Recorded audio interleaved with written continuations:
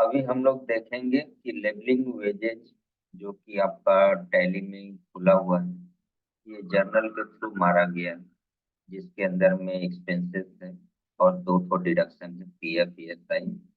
और उसके बाद एक लायबिलिटी खड़ी होगी, और इस लायबिलिटी का एक आपको पेमेंट भी दिखेगा। अ, अगर हम लेबलिंग वेजेस का जो टेबल है इसमें जाएंगे, यहाँ पे हमारा ये सब बुकिंग होती जा रही है। और उसके बाद एक पेमेंट, अगर हम एक दो महीना और बढ़ा देते तो इसके अंदर में हम देखेंगे ये तीन बुकिंग हुई और एक पेमेंट हुआ। यही कंसेप्ट है कि बुकिंग होती है और पेमेंट होता है, और ये वीकली होता है। और ये डिपेंड करता है, हर ब्रांच में, किसी ब्रांच में तीन ही बार होता है 10-10 दिन को पेमेंट का। तो हम लोग दोनों ही एंट्री देखेंगे, मतलब पेमेंट की भी एंट्री देखेंगे और एक्सपेंस की भी एंट्री देखेंगे। मतलब हम लोग लास्ट में चलते हैं, जो लेटेस्ट एंट्री है उसको उठाते हैं और बुकिंग करते हैं। ये मान लीजिए आपका एंट्री है, ये 12 एफडी के लिए है, बरौनी जोन का एंट्री है। तो हम लोग शुरू करते हैं। जर्नल में जाने के लिए आपको ट्रांजेक्शन में जाना होगा। अच्छा, जर्नल ही क्यों? लायबिलिटी खड़ा करने के लिए हम, हमारे पास दो ऑप्शन होते हैं खर्चा बुक करने का। एक होता है बैंक के अंदर राइट चेक से भी हम पेमेंट और एक्सपेंस दोनों की एंट्री साथ में कर सकते हैं। मतलब हम, अगर इस विंडो को अगर हम खोल लें एक बार तो आपको समझाने में सुविधा होगा। यहाँ पे आपको बोलता है ये बैंक चूज कर लो, यहाँ पे बोलता है आप किसको पेमेंट करना है। जैसे मान लो सुनील कुमार सिंह का ही बात कर लो, ठीक है। सुनील कुमार सिंह का नाम आपने चूज किया, यहाँ पे आप बैंक बता दो ये कौन से जगह पे है, बरौनी है तो पहले स्टेट, स्टेट बिहार।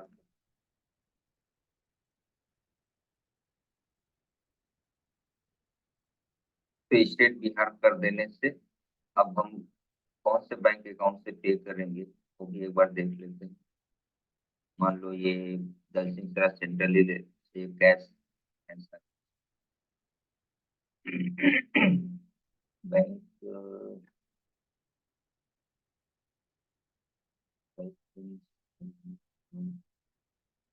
ये एचडीएफसी ले लें।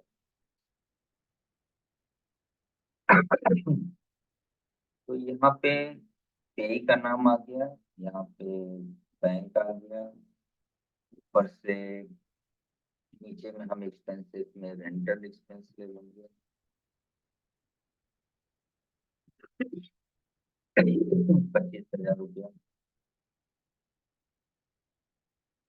और यहाँ पे लोकेशन हमारा पकड़ा था, और यहाँ पे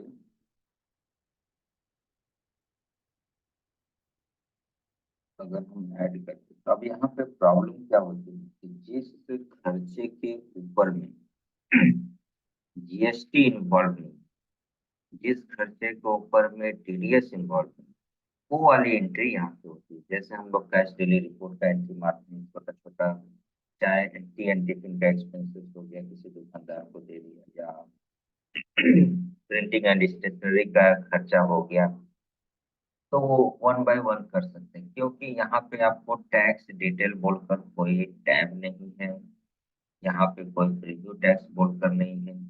रेंटल एक्सपेंसेस के ऊपर हमको अच्छी तरह से पता है कि इसके ऊपर में एचएसएन और टीडीएस दोनों मैप है, वो दोनों यहाँ आना चाहिए, नहीं आया हमेशा। तो इसीलिए हम लोग इस प्लेटफॉर्म को यूज नहीं करते हैं, जीएसटी और टीडीएस जहाँ निकालते हैं। तो उसके लिए हम लोग इंटर बिल्स में जाते हैं। ये सिंपल प्लेन खर्चा जो कि किसी आदमी को हमने दिया कि कुछ ला दो, और वो लेकर आया तो उसके ही पेमेंट करना है, तो पेई का नाम डाल दिया और नीचे में खर्चा बुकिंग कर लिया और हमारे बैंक से चला गया। मतलब कहने का मतलब है कि अगर टैली में अगर देखा जाए तो हम लोग एक एंट्री करते हैं, expenses account debit to bank, printing and stationery account debit to cash in hand. यहाँ पे कैश भी चूज कर सकते हैं, या प्रिंटिंग एंड आपने मान लो tea and tiffin expenses account debit to cash या बैंक कर लेते हैं। तो पेज एक्स्ट्रा बीच में है कि अगर किसी पर्सन के नाम पे अगर हम लोग को लायबिलिटी खड़ा करना हो, दो एंट्री मारनी पड़ती है टैली के अंदर की, expenses account debit to party का नाम डालते हैं और फिर पार्टी का नाम को डेबिट करके हम टू कैश या टू बैंक। ये वो दोनों एंट्री का कंबाइंड एंट्री है कि आप यहीं पे पार्टी का नाम भी बता सकते हो, यहीं पे पैसा भी बता सकते हो, यहीं पे खर्चा भी बता सकते हो। ये बैकएंड में तीनों इफेक्ट दे देता है। जब आप इस पार्टी का लेजर खोलेंगे तो वहां पे एक तरफ एंट्री दिखाएगा कि खर्चा बुक हुआ, एक तरफ एंट्री दिखाएगा कि आपका पैसा से पेमेंट। तो आपका दोनों का इफेक्ट साथ में हो जाता है। ये टाइम सेविंग एंट्री है। और हम लोग इस प्लेटफॉर्म को यूज नहीं कर सकते हैं टीडीएस जीएसटी वाले पेज के लिए। अच्छा, अब बात आती है वेजिंग लेबलिंग वेजेस का भी बुकिंग यहाँ से कर सकते हैं क्या, क्योंकि पेमेंट तो हमको करना ही है। तो पहला तो इसलिए नहीं कर सकते क्योंकि लेबलिंग वेजेज अगर हम 15 लोगों को दे रहे हैं और 15 लोगों के नाम पे अगर वो खर्चा बुक करना है, तब आप ये ऑप्शन से जा भी सकते हैं। क्योंकि ना जीएसटी इन्वॉल्व है, ना टीडीएस इन्वॉल्व है, और बुकिंग भी और पेमेंट भी साथ में देन एंड ओनली हो जाए।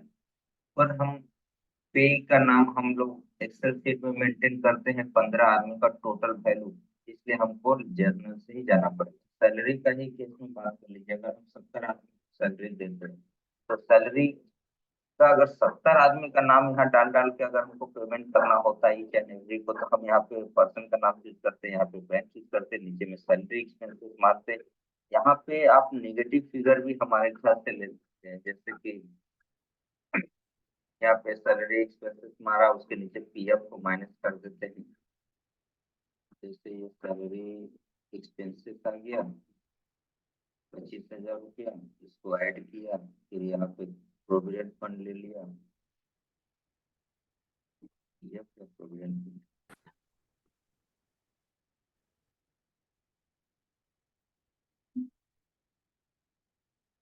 ये सैलरी के ऊपर में ये पीएफ है, ये पीएफ ले लिया। यहाँ पे डेबिट क्रेडिट का ऑप्शन तो नहीं दिख रहा है, पर ये काम करेगा नहीं करेगा, तो आपको जर्नल से ही जानना पड़ेगा, उसको यूज नहीं कर सकते। वापस हम लोग चलते हैं जर्नल के अंदर, फिनेंशियल। फिनेंशियल फिनेंशियल के अंदर में मेक जर्नल, ये मेनू आप समझ लीजिए। ट्रांजेक्शन, ट्रांजेक्शन के अंदर में फिनेंशियल, फिनेंशियल के अंदर मेक जर्नल। मेक जर्नल जब हम खोलेंगे अच्छा, ये क्या हुआ, खुलने लगा।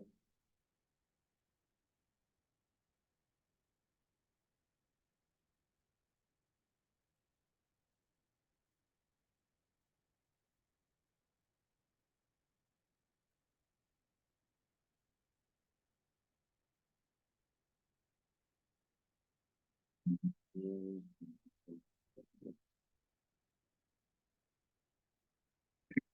तो मेक जर्नल का जो फॉर्म है, जर्नल का फॉर्म बहुत इजी, मतलब इससे इजी एक और फॉर्म है जिसको हम लोग चेक, ये बैंक के अंदर में एक डिपॉजिट फॉर्म होता है, इसको छोड़ के ये दोनों को और कोई इजी चीज नहीं है, बशर्ते आपको अकाउंटिंग का लॉजिक सही होना चाहिए।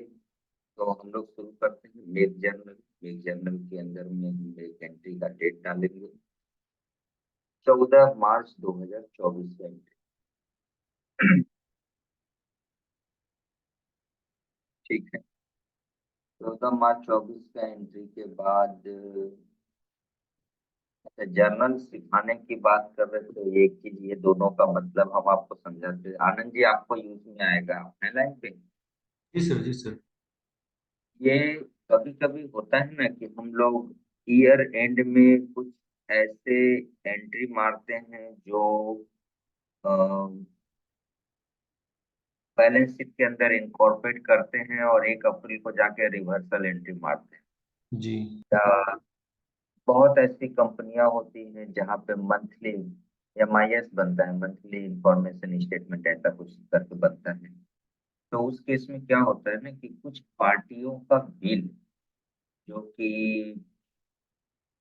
जैसे मान लीजिए जून महीना चल रहा है, सॉरी जून महीना जस्ट खत्म हुआ है, बिल आया है जुलाई में। तो उस केस में क्या होता है कि जून का एमआईएस बनाना है और हमको बिल हाथ में नहीं आया है, तो ये जर्नल एंट्री एक पास की जाती है ताकि रेंटल एक्सपेंसेस जो जून महीने का था, जस्ट बिकॉज की बिल नहीं आया और हम उसकी बुकिंग नहीं कर पा रहे हैं, तो हम एक जर्नल एंट्री मारकर एमआईएस बनाने के लिए हम एक 30 जून को रेंटल एक्सपेंसेस बढ़ा देते हैं और 1 जुलाई को फिर रेंटल एक्सपेंसेस को घटा देते हैं, और फिर जब एक्चुअल बिलिंग आएगी तो वो जुलाई में बुक होगी, कुछ उस टाइप का। तो उस केस में क्या होता है कि ये रिवर्सल का आपको डेट डालना होगा। जैसे मान लीजिए आपने इसको 30 जून का बना, 30 जून के डेट में बैठ के आप एक जर्नल एंट्री पास कर रहे हैं और आप चाहते हैं कि यही जर्नल एंट्री 1 जुलाई को रिवर्स, ठीक है। ये बगल में एक टिक आता है, ऑटोमेटिक ये हो जाएगा, आपको रिवर्सल का 2 एंट्री नहीं मारना पड़ेगा, ठीक, एक ही एंट्री से दोनों काम हो जाए। और ये टिक का मतलब ये होता है कि अगर ये डेट और ये डेट में अंतर है, जैसे एग्जांपल के तौर पे हम आपको बेस्ट एग्जांपल देते हैं, ऑडिटर लोग का जो रेम्युनरेशन होता है, यहाँ पे अगर हमने ऑडिटर का रेम्युनरेशन मार दिया 323 करेंगे मान लीजिए, और उसको रिवर्स करेंगे जब अक्टूबर में उसका बिल आएगा, अक्टूबर नवंबर में, तब तो मान लीजिए 1 नवंबर को जाके हम रिवर्स करेंगे, तो इतना गैपिंग हो चुका है कि इस गैपिंग में एक एंट्री पहले से ही 1 नवंबर को जाके पास कर देगा। मतलब अगर इसको आप ठीक नहीं करेंगे ना, तो क्या करेगा, ये एंट्री तो आज आपके सामने तो सेव खुद ही कर रहे हैं, बट इसका रिवर्सल एंट्री 1 नवंबर 2023 का आज के ही अभी है, मतलब बैठ के मार देगा। आप जब भी नवंबर का ट्रायल बैलेंस खोलेंगे तो उस समय एक तो एंट्री एक्स्ट्रा जाके दिखेगा कि है वो एक तो निगेटिव फिगर ऑडिटर का रेम्युनरेशन माइनस किया हुआ है। पर जब आप इसको डेफर कर देते हैं, टिक कर देते हैं, तो जब वो 1 नवंबर आता है तब वो रिवर्सल एंट्री पास, बस यही डिफरेंस।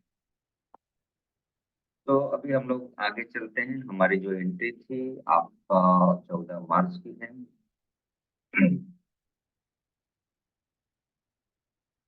तो के नीचे हमको सब्सिडी बताना होगा, ये सब्सिडी हम बिहार में मारेंगे, एन डैश बिहार आ गया। उसके बाद ये टू सब्सिडी वब्सिडी कुछ नहीं, और फिर यहाँ पे जर्नल का एक खासियत यह है कि आपको जीरो बैलेंस यहाँ पे लाना जरूरी है, क्योंकि जब डेबिट क्रेडिट आप मारते जाते हैं और लाइन आइटम 20-25 हो जाता है, तो आपको, क्योंकि यहाँ पे देखिए सब टोटल नहीं है, आपको समझ में नहीं आता है कि कितना, मतलब डेबिट और करना है कितना क्रेडिट और करना है, वो समझ में नहीं आता है। इसलिए ऊपर में एक कंट्रोल दिया हुआ है जो नेट फिगर आपको बताए। तो यहाँ से हम लोग शुरुआत करते हैं levelling wages.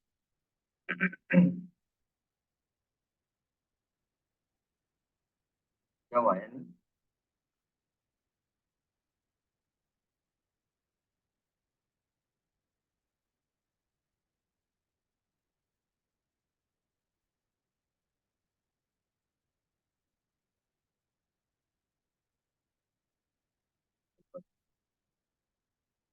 Levelling wages Bihar के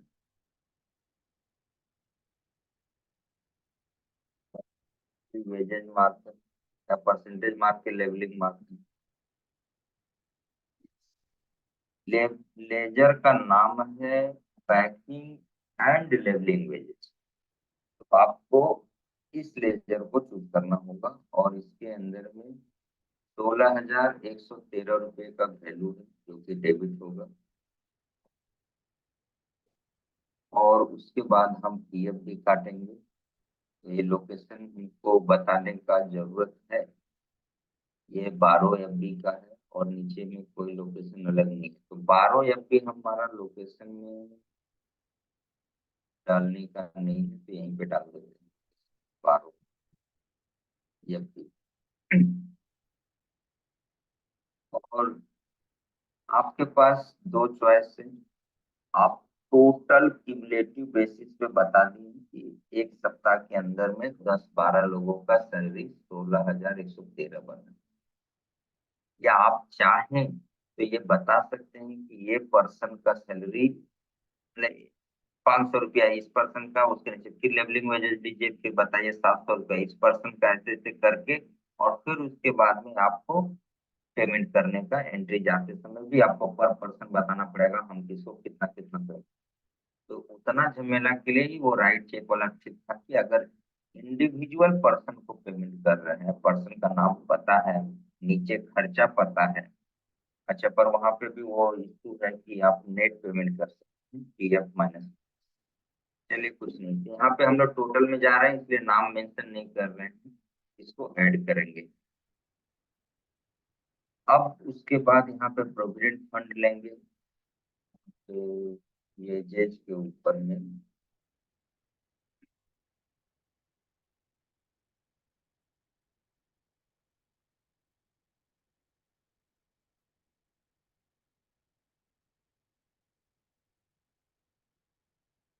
ये आपका कंट्रीब्यूशन है, एम्प्लॉयर्स कंट्रीब्यूशन ये नहीं, टेबल। ये लायबिलिटी, ये आपका स्टेट्यूटरी लायबिलिटी है, पीएफ पेबल आपको यूज करना पड़ेगा। यहाँ पे भी देखिए बीएस माने बैलेंस शीट लिखा हुआ है, ये बैलेंस शीट में जाके लायबिलिटी खड़ी होगी। दो पार्ट होते हैं पीएफ का। एक पार्ट वो होता है जो वेजेज देते समय हमने एम्प्लॉय का शेयर को डिडक्ट कर दिया, उसकी एक लायबिलिटी है जो हम गवर्नमेंट को डायरेक्ट पे करेंगे। और वो लायबिलिटी खड़ी होगी बैलेंस के अंदर में, जैसे टीडीएस पेएबल भी बैलेंस शीट के अंदर खड़ा होता है, जीएसटी पेएबल भी बैलेंस शीट के अंदर खड़ा होता है, तो उसी तरह से प्रोविडेंट फंड का पेएबल भी बैलेंस शीट के अंदर खड़ा होता है। दूसरा एक होता है कि एम्प्लॉयर भी अपने तरफ से एक कंट्रीब्यूशन देता है, और वो कंट्रीब्यूशन ही एक लायबिलिटी की तरह उसी बैलेंस शीट का पार्ट बनता है, और फिर दोनों का टोटल अमाउंट जो बनता है वो चालान से डिपोजिट। तो अभी जो प्रोविडेंट फंड हम लोग चूज किए हैं यहाँ पे पीएफ पेबल, ये आपका क्या बोलते हैं, बैलेंस शीट में जाएगा लायबिलिटी। ये लायबिलिटी हम मैनुअली लिखेंगे 1615 जो कि 10%, 1615। और यहाँ सर मेमो 161 होगा सर पीएफ। हाँ, पीएफ 161 होगा सर। पर यहाँ पे जो लिया हुआ है हम तो वही लेके चलेंगे ना, वरना हमारा तो बैलेंस नहीं मैच करेगा। जी जी ठीक है सर। बस हम इसको रेप्लिका कर रहे हैं, जितना भी पीएफ कैलकुलेट होगा उसे एक्सेल बताएगा। अच्छा सर, ये सर तो जैसे कि हम लोग कर चुके हैं जनरल बुकिंग, इसका सिर्फ पेमेंट नहीं दिखा पाए। दिखा देंगे, दोनों आज हम दोनों ही टॉपिक कवर करेंगे। ठीक है सर। तो आप यहाँ पे हमको मेमो में कुछ लिखने का जरूरत है। आप सोच के देखिए, नरेशन को अगर आप ध्यान से पढ़िए, जैसा हमने कहा है कि ऊपर में भी मेमो है, और जहाँ पे हम इसको कॉपी करें और पेस्ट करें, ये तो जस्ट अभी टैली है तो आप पेस्ट कर दोगे, समझ में आ रहा है कि एंट्री चेक करने वाले को या अप्रूव करने वाले को सुविधा होगा। बट जब आप गो लाइव चले जाओगे तो हर बार मेमो में सारे इंफॉर्मेशन लिखने का आदत नहीं डालना है। तो क्या करना है, हमारा क्या क्या कैप्चर हो जाएगा ये सारी एंट्री पहले मार लेते हैं, फिर डायरेक्शन में आएंगे, जो मिसिंग होगा उसको यूज करें। तभी एस आई पेबल में आते हैं, इसको ऐड कर देते हैं। अच्छा, इसमें भी लोकेशन डालेंगे, पारो ऐड कर दिया। यहाँ पर ये टैक्स अकाउंट और टैक्स कोड किस पर्पस के लिए है सर? ये हमने अभी तक कहीं यूज नहीं किया है, बट ये टीडीएस के लिए यूज किया जा सकता है। मतलब अगर हम जर्नल एंट्री मार रहे हैं और यहाँ पे हम टीडीएस पेबल, जैसे नॉर्मल जर्नल एंट्री होता है ना, प्रोफेशनल फीस अकाउंट डेबिट, फिर उसके बाद में टू करके हमने टीडीएस काट लिया क्रेडिट, और टू बैंक का एंट्री मारा या पार्टी के नाम पे खड़ा किया। ये टीडीएस पेबल के सामने में हमको लगता है कि वो बताना पड़ेगा कि ये टीडीएस जो लायबिलिटी आपने खड़ा किया कौन सा टैक्स कोड और टैक्स रेट के हिसाब से, ताकि वो आगे रिपोर्ट में ले जाके शामिल कर सके, वरना खाली टीडीएस पेबल का लेजर चूज करने मात्र से आपका टीडीएस वाले लायबिलिटी और रिपोर्ट का पार्ट नहीं बनेगा। मुझको लग रहा है ये उसके लिए एक कैटेगराइजेशन टाइप का। आगे जब यूज में करेंगे तो फिर आपको बताएंगे, अभी ठीक तो सर। क्लियर नहीं है। अच्छा, तो अभी हम लोग ईएसआई लेंगे। ईएसआई एक होता है जो हम डिडक्ट कर रहे हैं सामने वाले एम्प्लॉय से, और एक है उसकी लायबिलिटी खड़ा कर रहे हैं। तो अभी हम लोग डिडक्ट करके लायबिलिटी खड़ा तो उसका अमाउंट है आपका 124।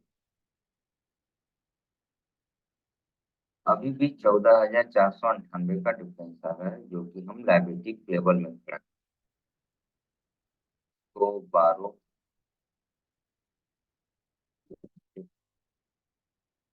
तो फिर वही वेजेज लेंगे,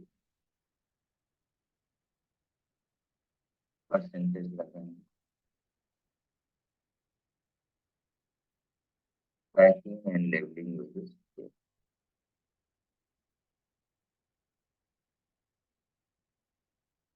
टैब मारा तो अमाउंट आते 14,000।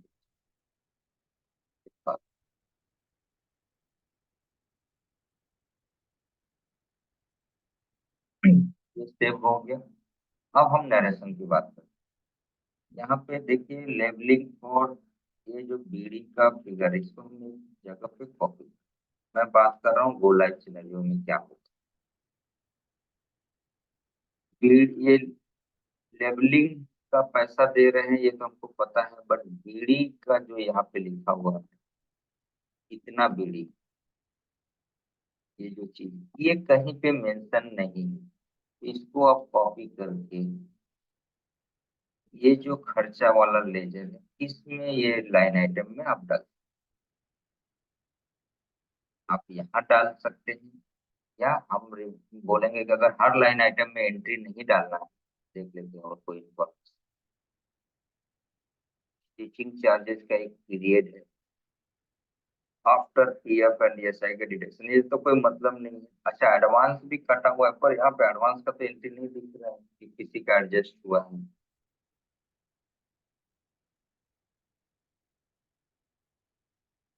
तो जो इन्फॉर्मेशन यहाँ आपका फील्ड में कैप्चर नहीं हो रहा है, तो लॉजिक यही है कि आपको वो मेंशन करना है। तो आप अगर यहाँ पे दिखाएंगे, अगर और भी लाइन आइटम में कुछ, जैसे ये पीएफ के अगेंस्ट में कुछ डालना है, इसके अगेंस्ट में कुछ डालना है, तो लाइन आइटम यूज करिए।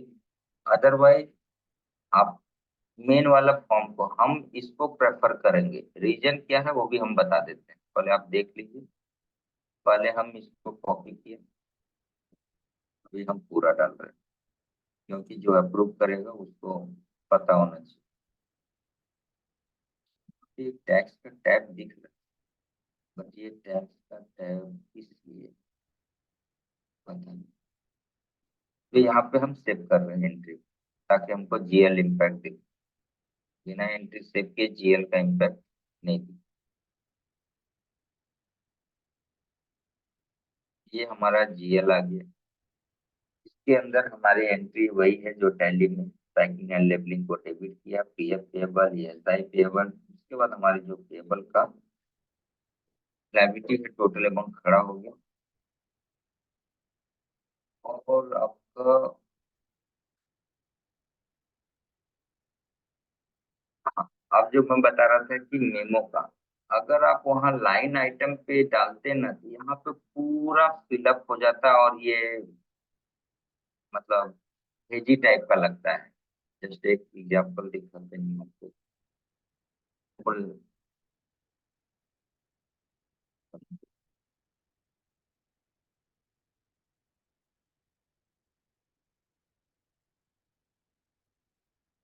बस एक ही जगह डाल दिए।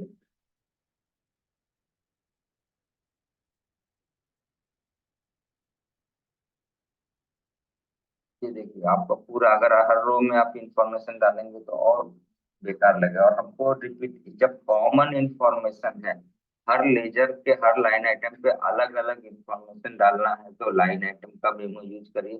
अगर एक ही नरेशन डालना है तो आप फॉर्म को ही प्रेफर करिए, ये ज्यादा अच्छा लगता है। तो हम यहाँ से नरेशन हटा दे रहे हैं। ये आपका लायबिलिटी का बुकिंग हो गया। इसमें अभी तक किसी को कुछ डाउट है तो आप पूछ सकते नहीं सर। हैं। अब हम आते हैं पेमेंट के ऊपर। पेमेंट भी हम जर्नल एंट्री से ही करेंगे क्योंकि सर हाँ बोलिए। सर अगर हम यहाँ वाला डालेंगे धुलियान वाला लेबलिंग ओजेसन पैकिंग मटेरियल इसका, तो हम फ्लेक्सिबल डालते हैं क्योंकि ये यहाँ कॉन्ट्रैक्टर है, तो उसमें हम क्या डालते हैं? लेबर कॉन्ट्रैक्टर है, लेबर कॉन्ट्रैक्टर है। हाँ, लेबर कॉन्ट्रैक्टर सॉरी।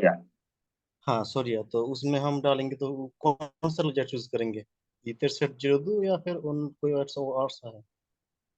आप व्हाट्सएप में मैसेज पढ़े थे? तो व्हाट्सएप छोड़िए, आप वो ट्रैकर जो है नॉलेज। ना ना, जो अभी हम लोग नेट सूट ट्रैकर यूज कर रहे हैं। ओह, कल वाला नहीं पढ़े थे सर उतना, मैसेज देखे थे व्हाट्सएप में। ये सौर्या का, यही तो। हाँ हाँ। हाँ सर। हमने यहाँ आपने तो लिखा कि सौर्या का वो कैलकुलेट नहीं हुआ है, तो हमने क्या बोला, सेटअप डन हो गया है, लेजर चेंज कर दिया है और अप्रूव भी कर दिया। अब आप इस एंट्री को खोलते हैं आपके लिए। यही तो सौर्या है। हाँ सर। सौर्या की बुकिंग को जर्नल से बिल्कुल नहीं करेंगे क्योंकि हमारा वेंडर है, बिल्कुल बिल जरूरी आता है, है, हाँ। बाकायदे लाइबिलिटी। तो बाकी ऊपर की चीजें सही है, ये नीचे में अभी ध्यान से पहले 400 अकाउंट्स दिखाते हैं, फिर आपको 400 अकाउंट्स में गए। यहाँ पे हम लेबलिंग मार्क,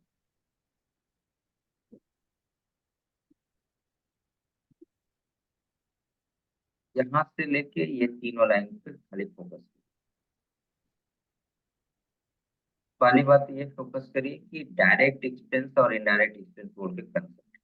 डायरेक्ट एक्सपेंस का मतलब हम ग्रॉस प्रॉफिट के पहले की बात कर रहे हैं, और अदर एक्सपेंस का मतलब हम ग्रॉस प्रॉफिट के बाद नेट प्रॉफिट के लेवल की बात करते हैं। डायरेक्ट एक्सपेंसेस और इनडायरेक्ट एक्सपेंसेस का बात करते हैं। तो लेबलिंग वेजेज हमारे प्रोडक्शन से रिलेटेड है, वो हमारा डायरेक्ट एक्सपेंस का पार्ट बनना चाहिए। हाँ। तो एक पार्टी है, का नाम है ग्लोबल बिजनेस सॉल्यूशन। वो क्या करता है, हमको मैन पावर देता है, जो हमारे ऑफिस में लोग काम कर रहे हैं। स्टाफ तो काम करते हाँ, तो एचआर सपोर्ट बोल के उसको अभी नाम दिया गया है। ये जीबीएस। जीबीएस की जो बुकिंग होगी वो यहाँ पे अदर एक्सपेंसेस है। अदर एक्सपेंसेस मतलब इनडायरेक्ट एक्सपेंस। हैं। हाँ हाँ। ठीक है, तो इनडायरेक्ट एक्सपेंसेस के अंदर इसका बुकिंग है। तो इसी लेजर में अगर हम सौर्या का बुकिंग करते, क्योंकि सोच के देखिए दोनों में डिफरेंस क्या है। हमारा वेजेज जो होता है उसके ऊपर न जीएसटी लगती है न टीडीएस लगती है। हम्म। एक्स्ट्रा में क्या लगता है, पीएफ और ईएसआई। हाँ बट जब सौर्या का बिल आएगा या जीबीएस का बिल आएगा हमारे पास, तो उस पे सीजीएसटी एसजीएसटी भी चार्ज रहता है, तो टीडीएस भी काटना पड़ता है। और उसके लिए पीएफ ईएसआई की लायबिलिटी हमको नहीं बुक करनी पड़ती है, वो सौर्या की जिम्मेदारी है। सौर्या अपना बुक करेगा और अपना पे हाँ करेगा। चलो, हाँ। डिफरेंस समझ में आ रहा है? हाँ सर, हम लोग सिर्फ तो सपोर्ट सर्विस का बिल बुकिंग करके उसको पे करेंगे। हाँ, तो अब क्या होगा कि जब हमारे पास एक सपोर्ट सर्विस ऑलरेडी बना हुआ है, तो हमको दूसरा इसलिए बनाना पड़ गया क्योंकि हमको इनडायरेक्ट एक्सपेंसेस में नहीं ले जाना है। तो हमको ले हाँ जाना क्या है, ये पैकिंग एंड लेबलिंग डायरेक्ट के नीचे में। तो हाँ। अभी हमने ये एचआर सपोर्ट सर्विस का हमने ये बना तो दिया है सौर्या ने लिखकर, बट हमने आदित्य सर को कल ही ये हमने मैसेज डाला है कि ये जस्ट आपको दिख रहा है, हाँ सर। एक बनाया एचआर सपोर्ट सर्विस सौर्या करके। और यहाँ पे हमने नीचे लिखा कि I have created a new account and name should be finalised by you. का नाम क्या रखेंगे ये आप देख लीजिएगा। उसको अभी तक कोई रिप्लाई नहीं आया है, बट आपका ये लेजर चूज होगा। ये पैकिंग लेबलिंग में नहीं जाएंगे क्योंकि ये पीएफ पीएसआई वाला संबंध है। हाँ ठीक है, इसमें हम आएंगे जहाँ पे हमको बुकिंग वो होगी मतलब इसके बेसिस पे आप जी टैक्स इम्प्लीकेशन देखिए तो आपका टीडीएस भी 2% का रेट से कट रहा है। 2% क्यों? क्योंकि ये फर्म है, पार्टनरशिप फर्म है, और ये आपका जीएसटी एजेंसी भी कैलकुलेट, ये एंट्री आपने चेक नहीं किया है। नहीं सिर्फ ले रहा था इसलिए नहीं कर पाए थे। हाँ कोई बात नहीं, पर इस एंट्री को हमने यहाँ पे लिखा है रीड रिमार्क्स, और रीड रिमार्क्स करने के बाद आपका ये जिम्मेदारी बनता है कि आप इसको क्लोज कर दें फाइल। मतलब आप देख लीजिए, देखने के बाद हाँ अगर आपको हाँ, लगता है कि नहीं कि इसमें आज आज आपने ऑफिस और में। कुछ लिखा, तो आप इसमें ये 2 नंबर यूजर वाला कॉलम में आप यहाँ पे आप लिख देंगे अपना रिमार्क्स, और फिर हमको बता देंगे। आर मारने से ही आ जाता है रीड रिमार्क्स। आप बोल देंगे रीड रिमार्क्स, तो हम पढ़ लेंगे कि इसमें हमको कुछ पढ़ने के लिए बोला गया है, हमने आपको बोला है कि पढ़िए। और अगर आपको लगता है कि कोई रिमार्क्स नहीं है, सब कुछ सही है, हमको समझ में आ गया, तो सी मारिए और क्लोज करके आप कर दीजिए। जब आपका क्लोज हम देख लेंगे तो हम भी इसको क्लोज कर लेंगे। तो दोनों तरफ से जब ये क्लोज हो जाता है तो हम ये फिल्टर को क्या करते हैं ना, एक बार फिर से अप्लाई कर देते हैं। अप्लाई कर देंगे तो ये क्लोज हट जाता है। दोनों तरफ से क्लोज होना जरूरी है। मेरा क्लोज का उतना इम्पोर्टेंस नहीं, आपके तरफ से क्लोज होना ज्यादा जरूरी है। तो ठीक है इसे सर। हाँ, क्लोज हो जाएगा तो ये धीरे धीरे लिस्ट घटता हुआ चला जाएगा। समझ पा छोटा रहे होता हैं? चला जाएगा। हाँ हाँ, वो डिटेल सारे रहेंगे, बट आपका, अभी हम लोग वापस आते हैं। ठीक है, तो सौर्या क्लियर हो गया ना? हाँ सर, क्लियर। सुबह जाके बाकी लिस्ट चेक कर लेंगे हम ऑफिस देख जाके। लीजिएगा, पर सौर्या की बुकिंग हम जर्नल से बिल्कुल नहीं करेंगे, इतना समझ कर। हाँ हाँ सर। तो यहाँ तक में कोई प्रॉब्लम नहीं है, सबको क्लियर हो गया। अब हम चलते हैं पेमेंट का। अब पेमेंट का केस में क्या है कि जितने भी पेमेंट के ऑप्शन है, जैसे आप राइट चेक करके पेमेंट कर सकते हैं, तो वहाँ पे पर्सन का नाम मांगेगा जो कि आपने यहाँ पे डाला नहीं। फिर दूसरा, अगर आप पे बिल्स के थ्रू भी जा सकते हैं, पर आपने तो बिल की बुकिंग ही नहीं करी है, किसी पर्सन का नाम ही नहीं पता है, तो आपको पेमेंट करने का एक ही ऑप्शन है, वो है जनरल। तो चलिए हम लोग वापस जनरल था। जनरल में क्या होगा, बहुत सिंपल सा है कि ये पेबल वाला जो अमाउंट है इसको डेबिट करना है, और टू में बैंक चूज कर लेना है जिस जगह का ये एंट्री आप मार रहे हैं। ये जैसे आपका 12 का है, तो 12 का जगह का जो एंट्री होगा वो करेंगे। यहीं से हम लोग न्यू में जा सकते हैं। एंट्री हम लोग उसी डेट में करते हैं, मान लेते हैं कि हमारी पेमेंट उसी डेट को हुई है, 14 मार्च को। मार्च को कर लेंगे, ठीक है ना? यहाँ पे सब्सिडी ले लेना है, SKN। कहीं पे कोई डाउट होगा तो आप लोग पूछ। यहाँ पे हम अकाउंट यूज कर रहे हैं वेजेस पेएबल।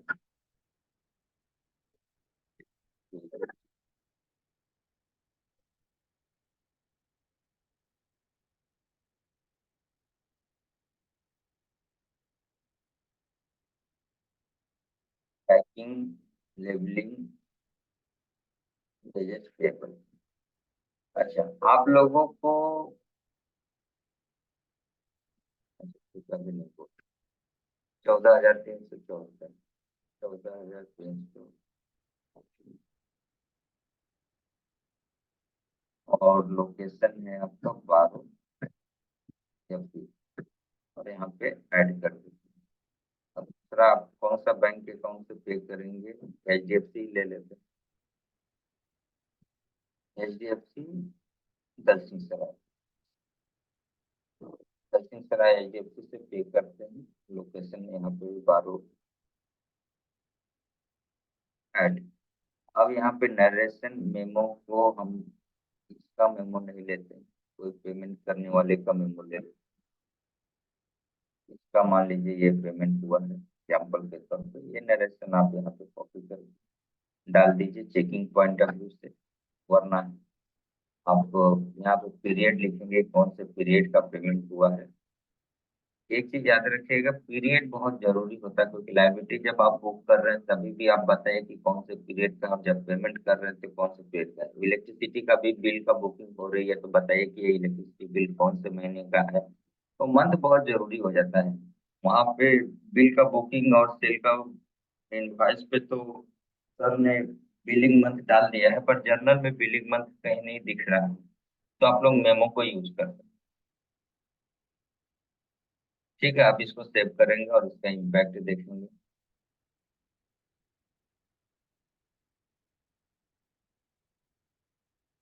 ये आपका जीएल इम्पैक्ट है, liability account debit to bank. ये तो सिंपल ही था, और कुछ आपको कुछ डाउट है तो बोलिए। आप लोग कुछ पूछना है? नहीं सर। अब हम लोग अगला टॉपिक पे आते हैं। ये टॉपिक यहीं पे खत्म करते हैं, वीडियो रिकॉर्डिंग बंद करते हैं।